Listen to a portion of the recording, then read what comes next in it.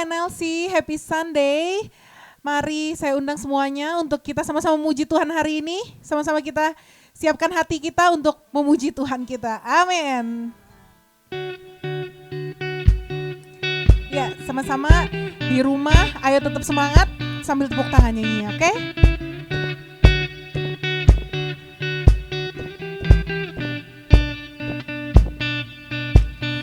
Your grace for me will always be more than enough, more than enough. The power of Jesus Christ in me is more than enough, more than enough. Because my heart is full and my soul is free. In my weakness you had a plan for me, and I can't stop singing about your love. No, I can't stop singing about your love. Jesus, forever you'll be more than enough, and I can't stop. No, I can't stop. Oh, oh, oh, oh. You will provide, you will supply more than enough, more than enough. God, open heaven, open wide, more than enough, more than enough. Because my heart is full and my soul is free. In my weakness you had a plan for me. Oh, I can't stop singing about your love. No, I can't stop singing about your love. Jesus, forever you'll be more than enough, and I can't stop. No, I can't stop. Oh, oh, oh, oh,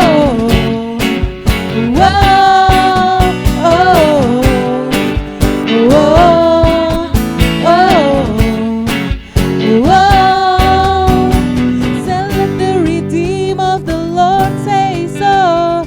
Let the redeem of the Lord say so. Let the redeem of the Lord say so. I can't stop shouting, can't stop shouting. Let the redeem of the Lord say so. Let the redeem of the Lord say so. Let the redeem of the Lord say so. I can't stop shouting, can't stop shouting. Let the redeem of the Lord say so. Let the redeem of the Lord say so. Let the redeem of the Lord say so. I can't stop shouting, can't stop shouting. Oh, Jesus, because my heart is full and my soul is weak. In my weakness you had a plan for me. Now I sing the song angels cannot sing. I have been reborn, I have been redeemed, and I can't stop singing about your love. No, I can't stop singing about your love. Jesus, forever you'll be more than enough. No, I can't stop. No, I can't stop. Oh, oh, oh,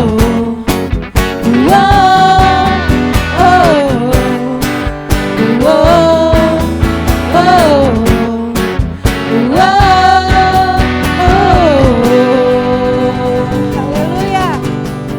Amin. Oke, sama-sama kita siapkan hati kita untuk menyembah Tuhan. Bapa, kami mengucap syukur Tuhan untuk hari ini Tuhan. Kami mengucap syukur Tuhan Kau terus ada di samping kami Tuhan. Bapa, kami mengucap syukur Tuhan karena penyertaan-Mu tidak pernah lepas atas hidup kami Tuhan. Sama-sama kami ingin memberikan hati kami Tuhan untuk menyembah-Mu Tuhan. Karena kami tahu Tuhan, di dalam setiap penyembahan kami Tuhan, Engkau selalu ada Tuhan.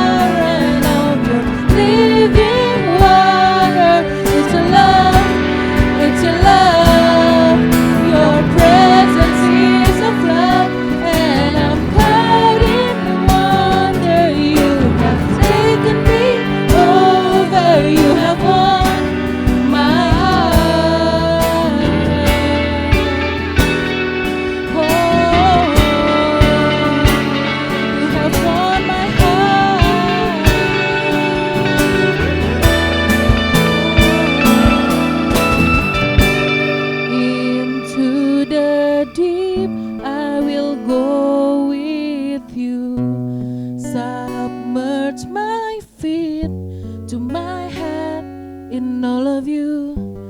As your presence falls, I am drowned in your love. Immerse me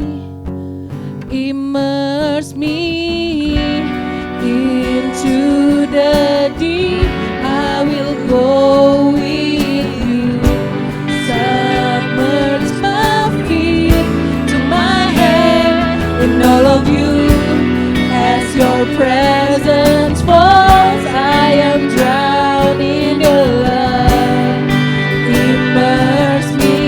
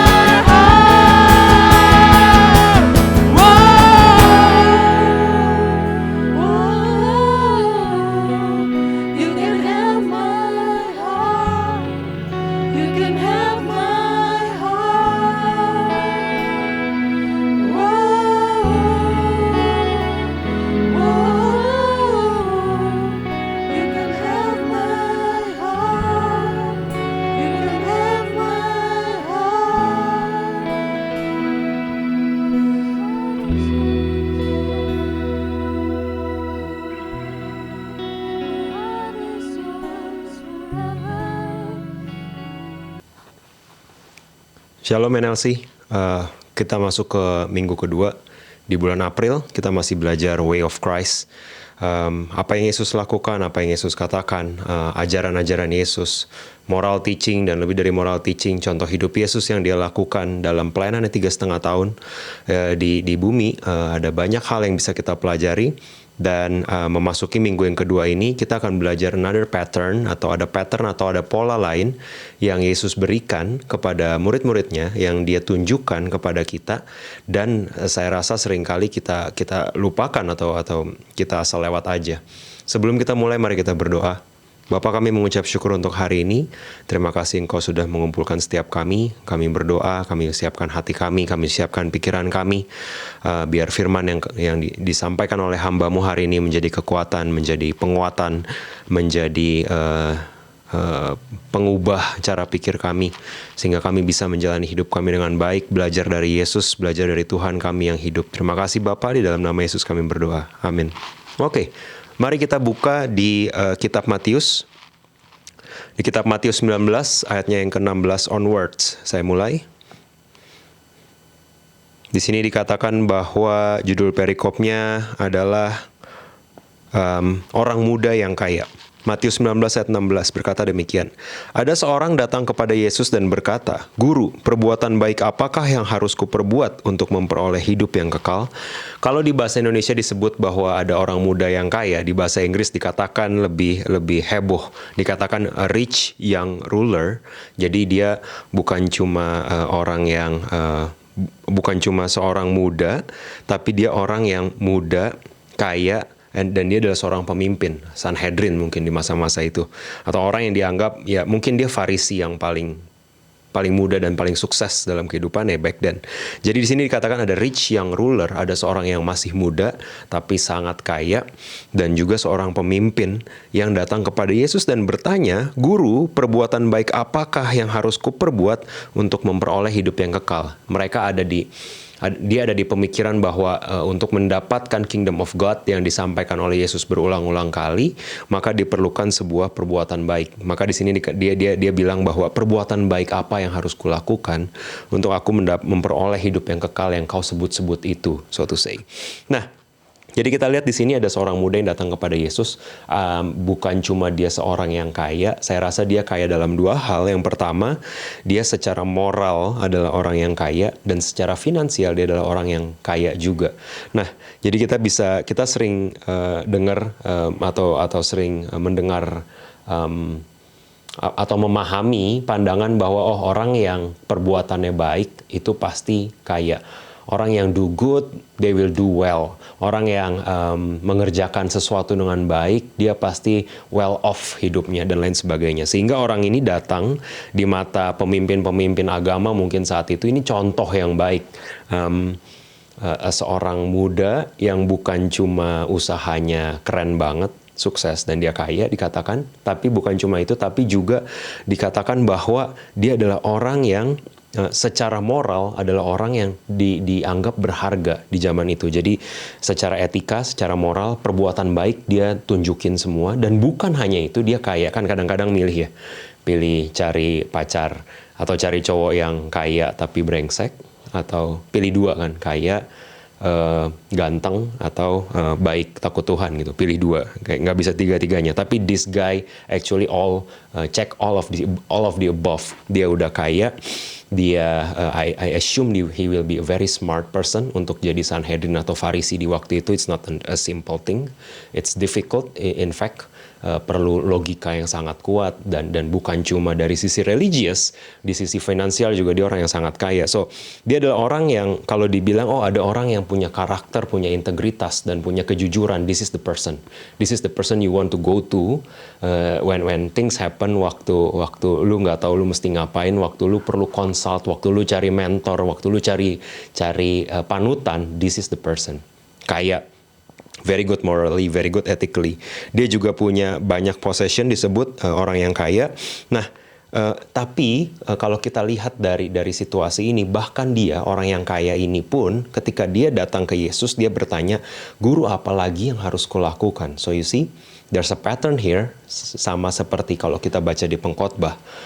ketika seseorang sudah sampai I'm on top of the world, katanya gitu kan, sudah sampai di puncak dunia, harta, tahta, whatever, idiom-idiom selama yang kita pakai, orang yang sudah sampai di puncak ini, dia masih ngerasa ada something is lacking from him, from her. Sama seperti pengkhotbah yang bilang, segala sesuatunya seperti sia-sia. Segala sesuatunya sia-sia di bawah matahari. Dan kemudian orang muda ini datang ke Yesus dan bilang, gue masih ngerasa ada yang kurang. I thought ketika morally saya sudah sampai di level tertentu, ketika perbuatan baik saya sudah sampai di level tertentu, ketika generosity saya, excellence saya sudah sampai di level tertentu, dan finansial saya juga ngikut ke level tersebut, I'm well off. Apparently not. Sampai dia capek-capek cari, dia bisa create his own cult, saya rasa, karena dia orang yang terpandang, orang-orang menghormati dia, tapi yang dia lakukan adalah dia datang ke Yesus, dan dia tanya, apa lagi yang harus kuperbuat? Karena there's still something missing from his life. And he knows it. Maka dia datang ke Yesus. What do I lack?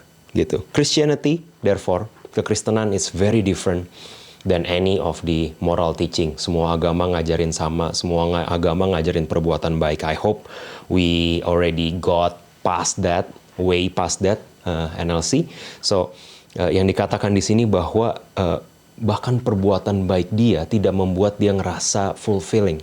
Bahkan perbuatan baik dia masih membuat dia merasa something still missing from me. Right? Maka dia datang ke Yesus.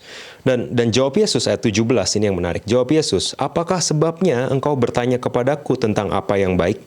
Hanya satu yang baik, S-nya huruf besar.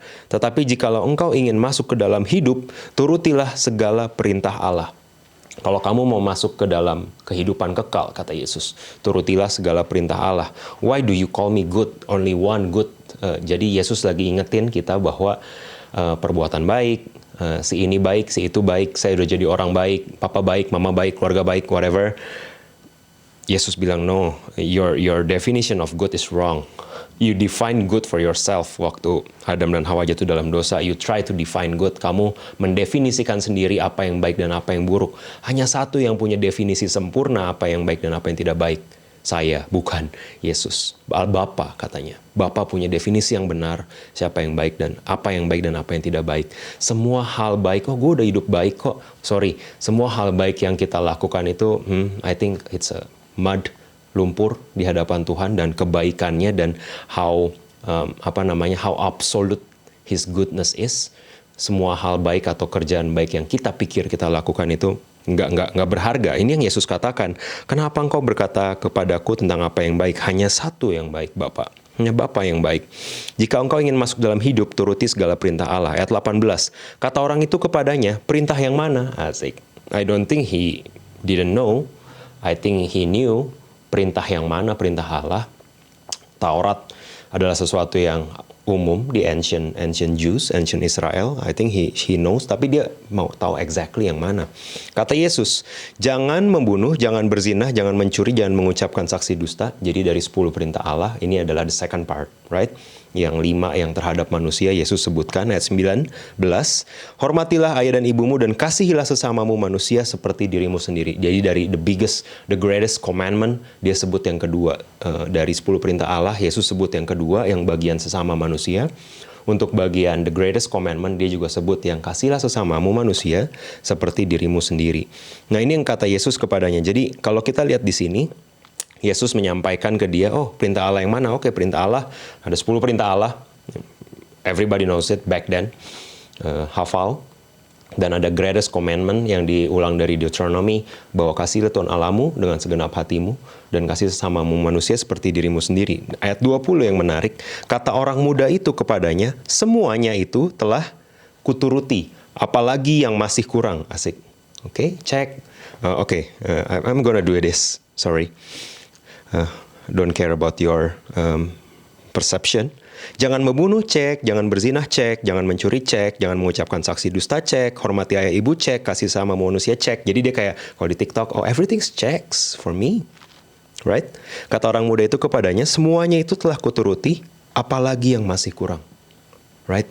The man implies bukan cuma bagian kedua yang kelihatan, yang kelihatan manusia, yang dia turuti, tapi semua bagian dari perintah Allah sudah dituruti sama dia. Tapi dia tetap ngerasa masih ada yang kurang. Interesting. Buat orang yang saya mau takut sama Tuhan, saya mau taat perintah Tuhan, saya mau sampai tingkat etika atau moral di level tertentu. This guy sudah ada di level tersebut dan dia masih something is still lacking, right? Dan apa lagi yang masih kurang? Kata orang muda ini. Nah, ayat 21 dan 22, of course, kata Yesus kepadanya, jika engkau hendak sempurna, pergilah, jualah segala milikmu dan berikanlah itu kepada orang-orang miskin. Maka engkau akan beroleh harta di sorga, kemudian datanglah kemari dan ikutlah aku. Ayat yang paling ditakuti oleh banyak orang adalah ayat ini. Gak ada satu gereja besar yang preaching prosperity dan tiba-tiba fokus ayat tahunan kita adalah jual segala milikmu dan berikan kepada orang miskin. Maka engkau beroleh harta di sorga. Nobody preach about this. And I think ada alasannya, of course, ada konteksnya kenapa Yesus berkata seperti ini akan kita bahas hari ini. Ketika orang muda itu mendengar perkataan itu, pergilah ia dengan sedih dan tersinggung, I think, sebab banyak hartanya. Gak ada di 10 perintah Allah, gak ada jual semua milikmu. Kasihilah Allah Tuhan Allahmu dan kasihilah sesamamu manusia seperti dirimu sendiri. Gak ditulis bahwa kita harus jual semua milik kita. Jadi dia pergi dengan sedih disebut. I think dia pergi dengan tersinggung. So kalau kita lihat di Alkitab, ada 2 tipe orang yang ketemu sama Yesus secara pribadi. Ada 2 tipe. Yang takjub dan mengikut dia. Dan yang tersinggung and sedih and went away. So saya coba melihat ada pattern atau ada pola di sini ketika Yesus berkata kepada orang ini, pergi jual segala milikmu, bagikan ke orang miskin, lalu ikutlah aku. Ada sebuah prinsip yang Yesus sampaikan, yang Yesus ajarkan buat murid-muridnya, terutama buat orang ini, buat murid-muridnya di sekitarnya, dan juga buat kamu dan saya. Dan I think it's as relevant today as it was back then. Oke? Jadi ada patternnya. Kalau kita lihat, kamu kalau mau ikut aku, kamu harus pergi jual segala milikmu. Oh, it's a pattern. Kenapa saya sebut pattern? Di sepanjang Matius berkali-kali Yesus menyampaikan hal ini. Matius 4 ayat 18. Dan ketika Yesus sedang berjalan menyusur danau Galilea, ia melihat 2 orang bersaudara, yaitu Simon yang disebut Petrus dan Andreas saudaranya. Mereka sedang menebarkan jala di danau sebab mereka penjala ikan. That is who they are. That's their vocation. Penjala ikan. Yesus berkata kepada mereka, mari ikutlah aku dan kamu akan kujadikan penjala manusia. Follow me. Exact same phrase. Follow me dan kamu akan kujadikan penjala manusia. Lalu mereka pun segera, ayat 20, mereka pun segera meninggalkan jalannya dan mengikuti dia. Follow me, kata Yesus. Dia lempar jalannya. Dia pergi ikut Tuhan. Dan setelah Yesus pergi dari sana, dilihatnya pula 2 orang bersaudara, yaitu Yakobus anak Zebedeus dan Yohanes saudaranya. Interesting, Simon dan Andreas saudaranya nggak disebut anak siapa. I assume bapaknya nggak terkenal amat. Jadi kalau ini anak Patono, who cares? Siapa Patono? Gitu kan. Tapi kalau dia anak presiden, everybody cares, right? Atau dia anak menteri, everyone cares. Dan everyone try to get some pictures, try to get selfies, try to marry them, and whatever. Dan ketika dia datang ke Yakobus anak Zebedeus dan Yohanes, jadi disebut bahwa Zebedeus, nama bapaknya ini disebut. Bersama ayah mereka, Zebedeus sedang membereskan jala dalam perahu. Yesus memanggil mereka, ayat 22. Dan mereka segera meninggalkan perahu serta ayahnya, lalu mengikuti dia. Interesting, yang pertama sama-sama nelayan, yang pertama disebut meninggalkan jalannya, right? Si Petrus dan Andreas meninggalkan jalannya, sementara si Yakobus dan Yohanes meninggalkan perahu serta ayahnya. Mereka punya vocation, punya kerjaan yang sama. Kenapa yang satu disebut meninggalkan jala, yang satu disebut meninggalkan perahu dan ayahnya, dan mengikuti Yesus. So this is a very interesting pattern yang ada di sepanjang Injil dan actually di sepanjang Alkitab. So kalau kita lihat di sini, buat si orang muda tadi, kalau kamu ingat orang muda tadi, ketika Yesus bilang ikutlah aku, tapi jual segala milikmu bagikan ke orang miskin. Yesus tahu yang jadi raja di hatinya tuh apa. Yesus tahu yang jadi raja di hatinya adalah kekayaannya yang sangat banyak. Oke? Buat Andreas dan Simon, yang menjadi raja di hatinya adalah jalanya. That is who they are. Mereka didefinisikan, identitas mereka lekat dengan jala mereka. Ketika Yesus bilang ikut aku, mereka lepas jalanya. Mereka lepas dream security-nya. Right? Waktu si Yakobus dan Yohanes disuruh ngikut Yesus, mereka tinggalkan perahunya. I assume perahu mereka, this is my assumption, might not be true. Saya assume perahu mereka jauh lebih keren dari perahunya Simon dan Andreas. Dan mereka tinggalkan ayahnya yang saya assume has a good reputation, provide security, a good family, well known. Mereka tinggalkan lalu mengikut dia. I think there's a big thing here. Saya selama ini berpikir Yesus ini adalah seorang rabi muda yang sangat keren, sehingga buat nelayan-nelayan ini sangat panggilan yang luar biasa kalau dipanggil jadi murid Yesus. But di Yohanes ditulis Yesus tidak melalui, Yohanes 7, Yesus tidak melalui kelas-kelas rabi. This is no one. Secara, I don't say Yesus no one. Secara rabi dia no one. Tapi ketika Yesus bilang ikut aku, orang-orang ini mempertaruhkan sekuritas mereka, mempertaruhkan family, reputasi mereka. Mereka tinggalkan. Mereka tahu ini lebih penting. Mereka tahu ini lebih utama. This guy, Jesus, lebih utama daripada apa yang mereka pegang. So mereka lepas dan mereka ikut. Itu bedanya sama si orang muda yang kaya. Ketika dibilang jual semuanya dan ikut aku, dia masih tetap pegangin apa yang dia, identitas dia, atau apa yang jadi mimpi-mimpi dia. Contoh lain, Matius 8 ayat 21. Ini saya senang Matius 8 ayat 21. I think it's a difficult verse. Dikatakan seorang lain, yaitu salah seorang muridnya, berkata kepadanya, Tuhan, izinkanlah aku pergi dulu menguburkan ayahku. Tetapi Yesus berkata kepadanya, ikutlah aku dan biarlah orang-orang mati menguburkan orang-orang mati mereka. Jarang dibahas. Saya jarang dengar. Ini sebuah ayat yang lumayan kompleks dan perlu banyak interpretasi. Ada yang bilang, biarkan orang mati menguburkan orang mati, artinya biarkan orang-orang yang spiritualnya mati menguburkan orang-orang yang benar literal sudah mati dan lain sebagainya. But when I do some research on this, I think ada satu views yang menurut saya paling make sense buat kenapa Yesus berkata dan mengapa ayat ini agak-agak sulit dipahami. Dan saya rasa kalau kita memahami tradisi Yahudi back then, kita mengerti betapa make sense-nya ayat ini. Jadi si orang muda ini berkata, izinkan aku pergi menguburkan ayahku. Yesus berkata kepadanya, ikutlah aku dan biarlah orang mati menguburkan orang-orang mati mereka. Sepertinya offending, tapi it is.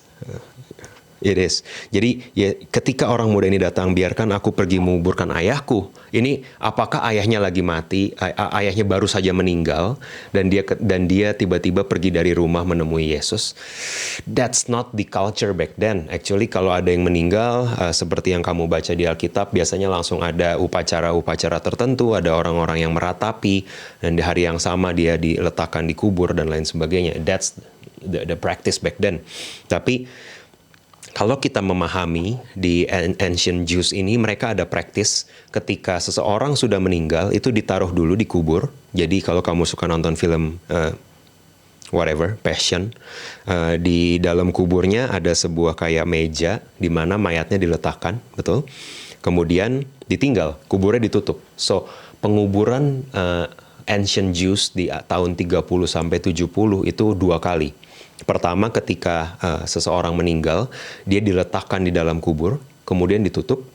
Setahun setelahnya ketika tinggal tulang, ketika udah nggak ada lagi otot-otot yang nempel, ketika pure tinggal tulang, baru keluarganya akan masuk lagi, anaknya akan masuk lagi, anak laki-laki, untuk kumpulin tulangnya dan masukin ke sebuah tempat.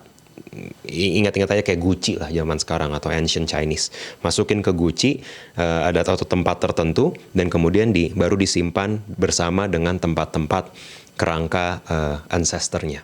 So, ini praktisnya mereka. Seorang muda ini likely bapaknya itu sudah meninggal dan sudah dikubur. Tapi dia bilang biasanya setahun ya, dan setahun dari setelah meninggal ditaruh di atas shelf seperti itu. Dia sebagai anak laki-laki dia harus balik masuk lagi, dia kumpulin tulangnya, dia simpan, baru ditaruh, baru dia selesai.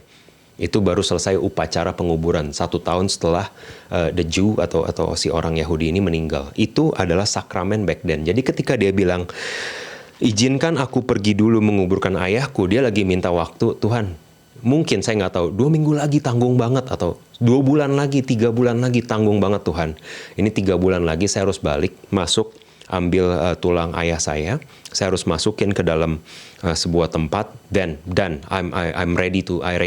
Saya siap untuk mengikut engkau gitu. Tapi kata Yesus kepadanya, biarkan orang mati menguburkan orang mati mereka. Kenapa? Ini artinya apa? Jadi konteksnya back then di dalam, kecuali orang yang sangat kaya, biasanya di dalam kuburan itu, di dalam goa penguburan itu biasanya bukan cuma 1 jenazahnya.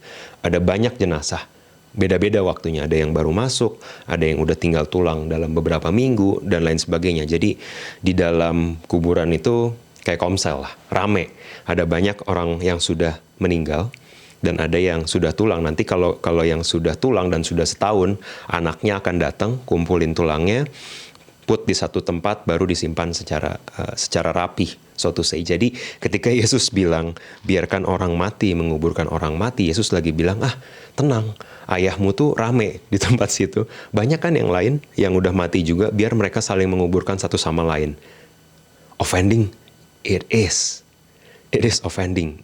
Yesus itu seringkali memberikan smart, witty remarks yang dia memutarbalikan apa yang jadi prinsip orang-orang, apa yang jadi tradisi orang-orang di masa-masa itu. At one time, gambar siapa? Gambar kaisar, balikin ke kaisar kalau gambarnya kaisar. Punchline, puff.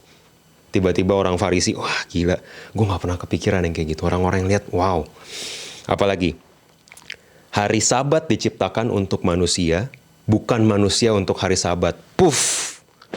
Semua orang yang ada di situ, wah gila, this is a very smart remarks, a hard truth. Jadi ketika Yesus menyampaikan biar orang mati menguburkan orang mati, it's a witty, smart, and full of truth remarks yang dia berikan kepada si calon murid ini. Jadi buat si calon murid ini yang paling penting adalah obligasinya. Saya masih punya obligasi ke orang tua saya. Yesus nggak nge-break satupun commandment, right? Oh, Yesus, ini orang mau nguburin bapaknya, katanya hormati ayah dan ibumu, tapi Yesus bilang biar yang mati nguburin yang mati. Wah, Yesus nggak bener nih. It's if we understand the context. Yesus mungkin berpikir bahwa, hey, kesempatanmu menghormati ayah dan ibumu waktu mereka hidup, you know. Now they're gone.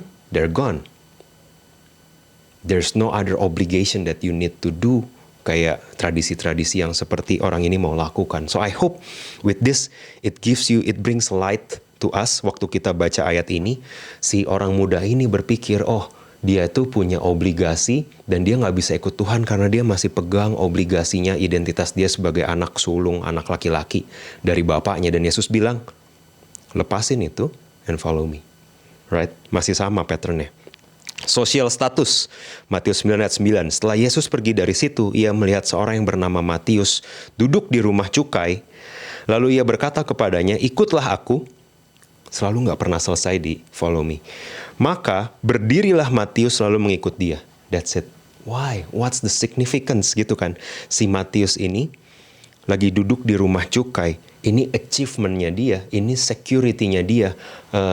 Dia sampai tua aman, sosial statusnya oke, achievement-nya oke, karena dia sudah duduk di rumah cukai. Dia jadi orang yang ditunjuk untuk memungut cukai.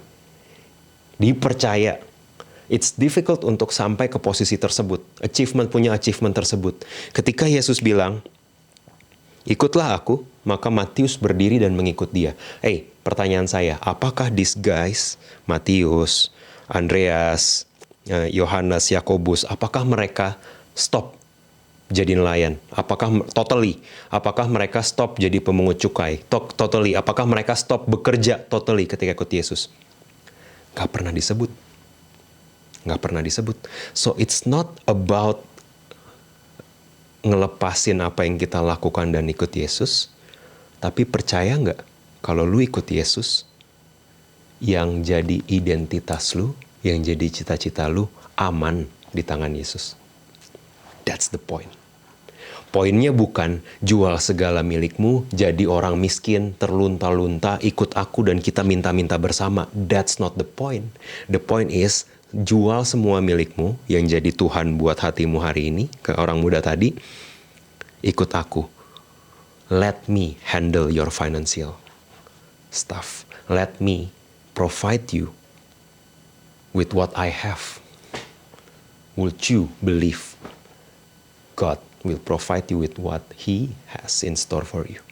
Apakah kamu cukup percaya bahwa identitas kamu yang pengen nikah, identitas kamu yang pengen punya anak, identitas kamu, dreams kamu yang pengen kaya, dreams kamu yang pengen punya aset tertentu, dreams kamu yang pengen punya portfolio banyak, dreams kamu yang pengen punya posisi tertentu. The question from Jesus is, would you believe? Let it go, give it to me, and trust me instead. Nggak bakal kecapai? Belum tentu. Dia yang desain lu, dia ngerti. Dia desain lu dengan capabilities tertentu, dia desain lu dengan talenta tertentu, dia desain lu dengan experience tertentu. Would you believe Him more than your dreams? Would you believe Him more than your identity? Itu makanya di Matius 16 ayat 24 dibilang, setiap orang yang mau mengikut aku, ia harus menyangkal dirinya, memikul salibnya, dan mengikut aku. So menyangkal diri would be different for you and me. Menyangkal diri, menyangkal Allah kecil dalam hati kita would be different for you and me. Beberapa dari kita punya Allah adalah pelayanan. Beberapa dari kita punya Allah adalah good financial situation. Beberapa dari kita punya Allah adalah security. Beberapa dari kita punya Allah adalah achievement, relationship. Right? Dan di sini dikatakan bahwa setiap orang yang mau mengikut aku, sangkal diri, pikul salib, dan ikut aku, kata Yesus. Bahkan di Yohanes 3 ayat 7 ada yang lebih brutal ketika Nikodemus, seorang yang sangat terpandang, seorang Farisi yang lumayan salah satu petinggi Sanhedrin / Farisi yang lumayan terkenal. Dia datang ke Yesus malam-malam bertanya kepadanya, Rabi, gimana caranya? What should I do? Dan di Yohanes 3 ayat 7, Yesus bilang, jangan engkau heran aku berkata kepadamu, kamu harus dilahirkan kembali. Yesus lagi bilang, all of your good moral attitude, all of your good moral conducts, all of your kepintaran lu, keterampilan lu, karakter lu, sampah. Setiap yang mau masuk kerajaan Allah harus dilahirkan kembali.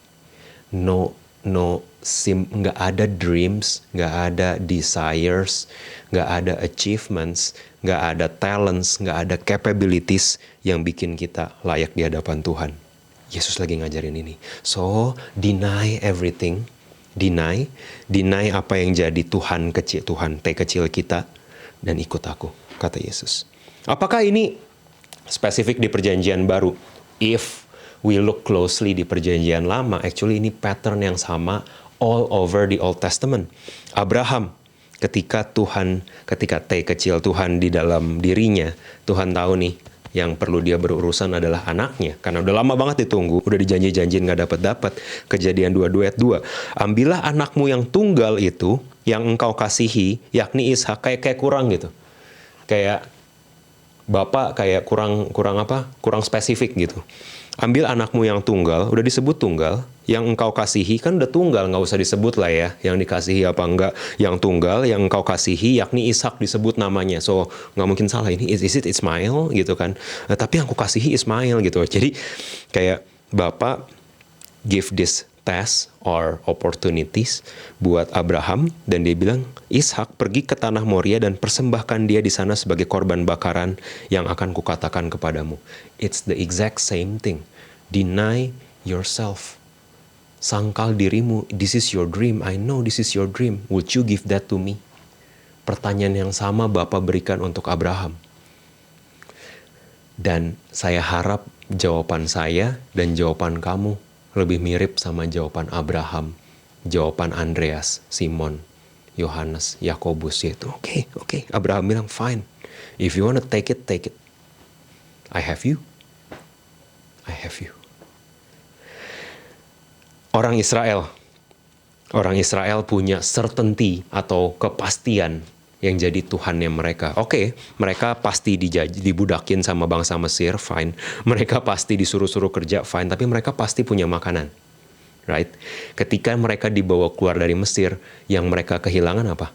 Kepastian. How many of us kita butuh kepastian dalam hidup? Sebelum punya sesuatu yang pasti, kita anxious.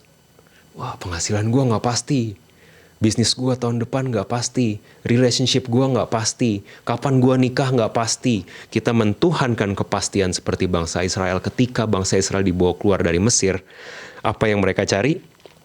Keluaran 16 ayat 2. Di padang gurun itu bersungut-sungutlah segenap jemaah Israel kepada Musa dan Harun dan berkata kepada mereka, kalau kami mati tadinya di tanah Mesir oleh tangan Tuhan ketika kami duduk menghadap kuali berisi daging dan makan roti sampai kenyang.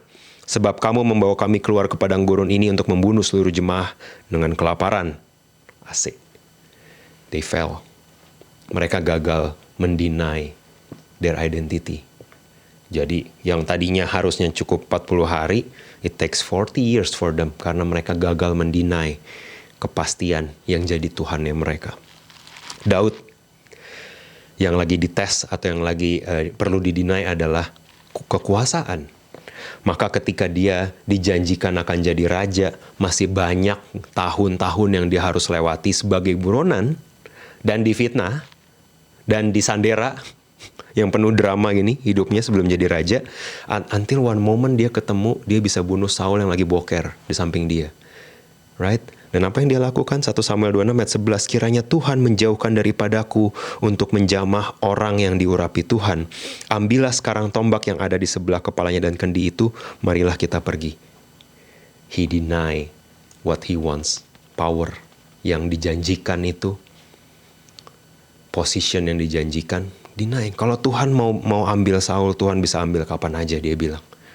I will not take part in it. Dia deny apa yang jadi mimpi dia, apa yang dipercayakan sama dia, apa yang dijanjikan buat dia, kalau belum waktunya dia deny. I think ini yang hari-hari ini gak kita miliki. Right? Yusuf, Kejadian 50 ayat 20. Ketika kalau ditanya, apa yang Yusuf deny? Oh, dia sexual desires-nya ketika lari dari istri Potifar. I don't think so. I think it's one part of it. Tapi Yusuf mendeny many things. Tapi buat saya puncak denying himself-nya terjadi ketika ketika saudara-saudaranya datang kepada dia. Dan dia now, I've got the power, Dia punya kuasa, dia orang kedua, dia bisa bunuh semua kakaknya. Yang tadinya ngebuang dia dan tadinya mau ngebunuh dia, tapi akhirnya cuma ngebuang dia ke sumur dan human trafficking dia ke Mesir, right?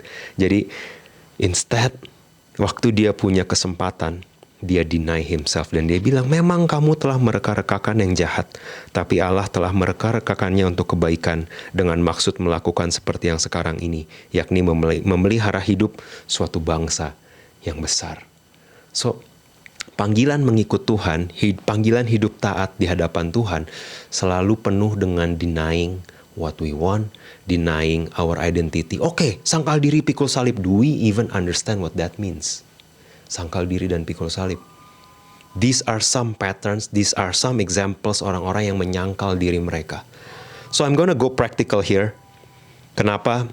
Apa yang bisa kita pelajari dari this young, rich, handsome, popular, and successful young guy yang kabur dari Yesus dengan offended dan sedih. Ada 3 hal kenapa dia sedih. Yang pertama, dia ketemu Yesus yang sebenarnya. Ini yang bikin dia tersinggung. Ketemu Yesus gak bikin lu boring. Kalau lu boring, kalau kehidupan kekristenan lu membosankan, kalau kehidupan kekristenanmu bikin kamu kayaknya gini-gini aja, I wonder we haven't met the real Jesus. Karena orang yang ketemu Yesus gak ada yang stays boring.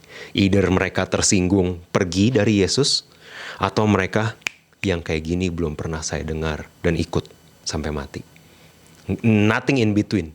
Kalau kita yang ngakunya orang Kristen dan sekarang hidupnya ya gini, ya gue ke gereja, ya gue denger lah Spotify kalau lagi macet, ya gue denger lah YouTube kalau lagi sempat gitu ya. Ya, saya kenal Yesus kok, saya dengar kok khotbah gitu ya. Hey, do you really know Jesus? Karena orang yang ketemu Yesus either pergi dengan offended dan sedih karena Yesus look at your eyes dan bilang, hey, I know your God.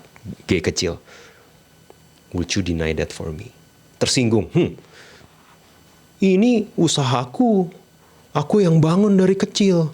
Dulu waktu aku capek-capek kerja, gak ada mujizat. Udah gede aja, gereja minta-minta duit, Azek. You know?